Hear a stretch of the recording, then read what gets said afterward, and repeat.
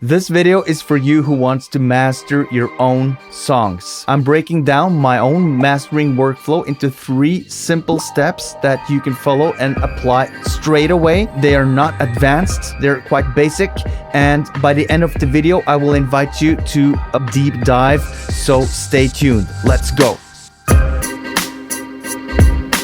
Hi, I'm Ole from Subphotic.com, where I try to help producers get the best sound out of their productions. And as a supplement to this video, I got my free mixing cheat sheet. The link is in the description, where you get 15 cheat codes to a better mix and my 10-step mixing workflow. In this video, I'm going to break down my 3-step mastering workflow. It's like a purified version of my mixing workflow. So stay tuned, and here is step number 1, listening. One way of listening is to press play on a record or Spotify or YouTube or whatever, and just sit down, chill, relax, listen to some good music. You listen for the emotion, you listen for the feeling. You have the beats that's going on, and you can listen to the lyrics of the vocals, and it all arouses emotion within you. And that's one very important aspect of listening to music, but there are more aspects.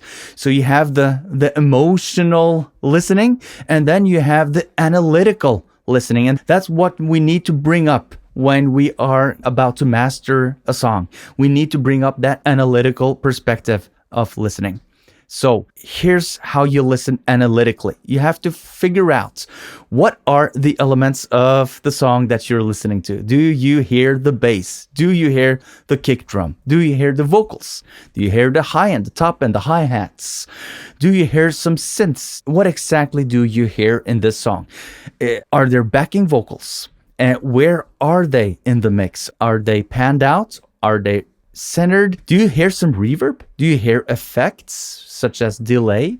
Do you hear any special effects such as pitched down vocals or tape stops? Or what do you hear? Exactly what do you hear? When listening in this analytical way, you are actually removing the emotions out of the equation, and you're strictly observing the track instead of interpreting it. So you have the interpreter, which is the emotional listener, and then you have the observer, which is the analytical listener. You have to separate them, and I think it's impossible to do both at the same time.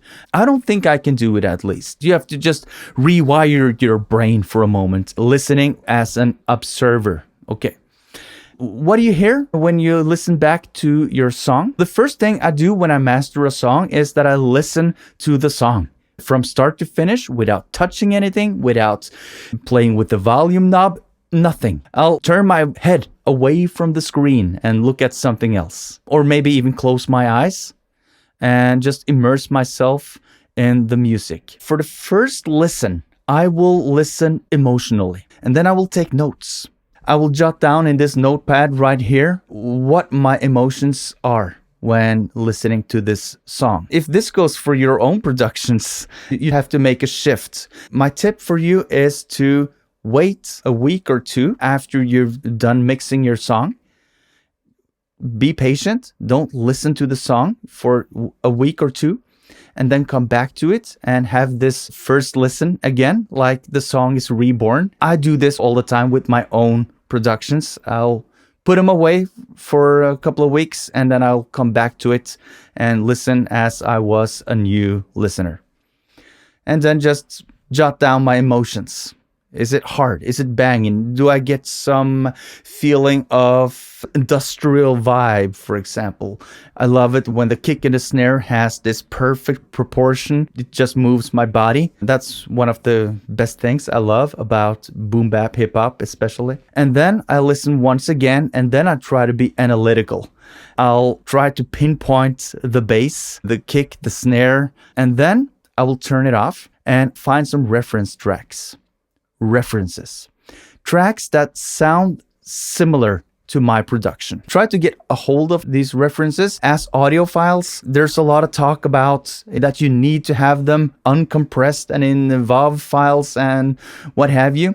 I will say that it's immensely much better to have a reference track in a low quality MP3 than no reference tracks at all. It's a lot easier to use the references in different ways if you can import them into your DAW and listen in there.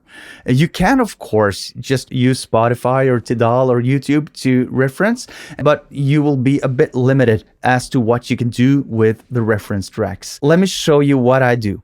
I have my mix as a stereo file, as an audio track. I import that into my DAW of choice, which is Logic Pro X. And then I will import my references. I try to at least stick with 2 to 3 different references to have the variety, and also to prohibit myself from becoming blind to the references. So I will switch often. I will mute the references. I will solo my mix like this, and then I will hold my Alt button and I will hover over the solo button for the first reference, and I will click solo on that one, and then instantly I have muted the mix and I have my reference running. All right, so that's how I A/B. And there's a plugin called Magic A/B that I have that can do the same thing a bit faster, I think, but I think it's a bit tedious to use plugins for this, so I just use this technique. I've found over the years it's simpler for me, but try what's best for you. So I will listen back and forth, and I will start with the low end. I will listen for the bass, and I'll listen to my mix. And then I hear, okay, this is and the bass and so on. And then I will listen to the bass on the reference tracks. First the first one, then the second one, and maybe the third one. And I will try to pinpoint, okay, how loud is the bass in the different tracks? How audible are the basses? Do I need to do something about the bass in my mix? And then I note it down, I jot it down. I don't do anything. I don't apply any EQs or anything yet. I'll just jot it down. That's what I need. And the reason why I wait with the processing till the end is because I don't want to start tweaking before I know where I'm headed. I'm not sure sound-wise and balance-wise exactly where I'm headed. Maybe the problem with the bass is not in the bass frequencies. Maybe there's a lack of high-end in the song. I don't know yet, so I will wait. And then I'll move on to the vocal. I will listen for the vocal and try to pinpoint how loud the vocal is in the mix, where it's put, where it's laid. And I'll take my notes and compare it to the references. And then finally, I will listen to the high end. Is it harsh? Is it sharp? How loud is it? And to double check, I will apply a multiband compressor on the stereo out, and I will make it so that the threshold is at 0, which in essence is no processing at all. It's just that I can solo each band. And then I'll solo the bass band on my mix, and then I'll switch over to the reference and listen to that in solo with only the low end, like you can see here, and then the next reference and so on. And then I'll do the same thing for the vocals, which typically is at 200 hertz up until 5,000 hertz, more or less 6,000 hertz, where the vocal is most present. It's most present between 1 and 3K, but you want the whole shebang, and then you can listen to that without the bass and the treble. It's easier to just listen to the mid-range like that. And then finally, I will solo the high end and listen to the soloed tracks and compare, just to make sure. And when I have my notes ready, I might have, it should be a bit more bass, a little less treble, and you have to fix some offending frequencies in the 1K area, and there might be some mud in the 300 hertz range, and so on and so forth. Then comes step number 2. Because now I have my notes, I've listened to the song, I've listened to the references, and then it's time to start processing. And I will always start by using an EQ. I prefer the Pro Q3, but any EQ will do fine here as long as it has some options. So I can use my stock EQ from Logic Pro. It will also work fine. And I will just get to work with what I have jotted down. So maybe I'll try a bit less bass. Okay, let's hear. And then I'll compare with my references. And then I'll move up in the frequency spectrum and treat as needed. I only do small adjustments. 0.5 decibel, 1 decibel, 1.5 decibel is what is most common. I seldom go on 2 decibels, but every situation is unique, so you really have to listen. So that's why the first part, the listening part, is the most crucial one. And that's the part that really separates the experienced mastering engineers from the rest of us deadly people. It's the listening. And it's not so much all that expensive gear, as many people want you to believe. If you spend $1 million on equipment, you will automatically become a great mastering engineer. That's a lie. But if you have $1 million of listening skills, you can immediately master great records, in my opinion. So start treating with an EQ.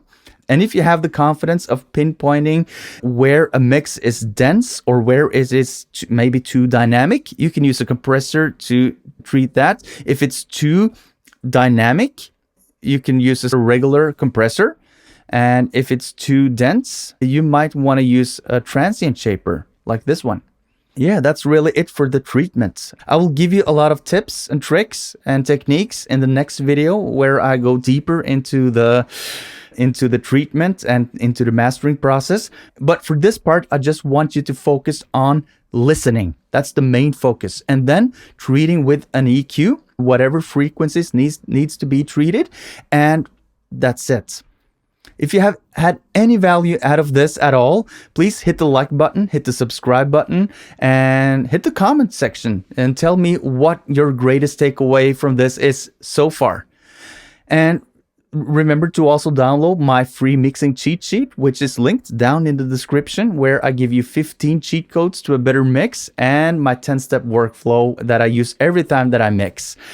And here comes the final thing that you need to worry about when mastering your own productions. And that is step number 3, limiting and bouncing.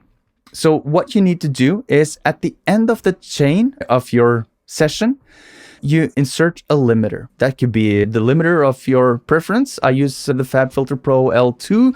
I used to use Ozone, but since I've upgraded my computer and iZotope is refusing to do anything about Ozone 8, I'll just have to wait for them to pull their fingers out of their asses. And while I'm waiting for that to happen, I'll use Pro L2 from FabFilter. And what I do is I set the output for -0.6. So I'm guaranteed that nothing is going to peak beyond -0.6. And I will put it on True Peak Limiter so that I have this extra guarantee that it won't exceed, even though it might, but you know, the guarantee is pretty much there. And I will put the attack on about 100 milliseconds, and I will have a slightly bigger release time like this. And I will increase the volume until it's about 1 to 2 decibels of gain reduction on the peaks. And then I can call it a day. That's good enough for the basic mastering.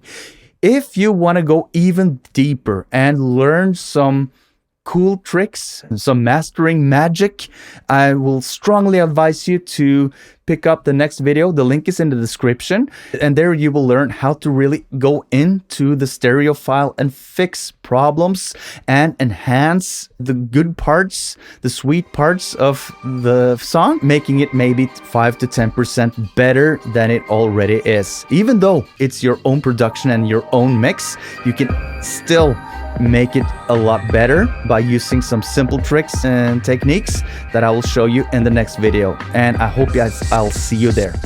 Peace!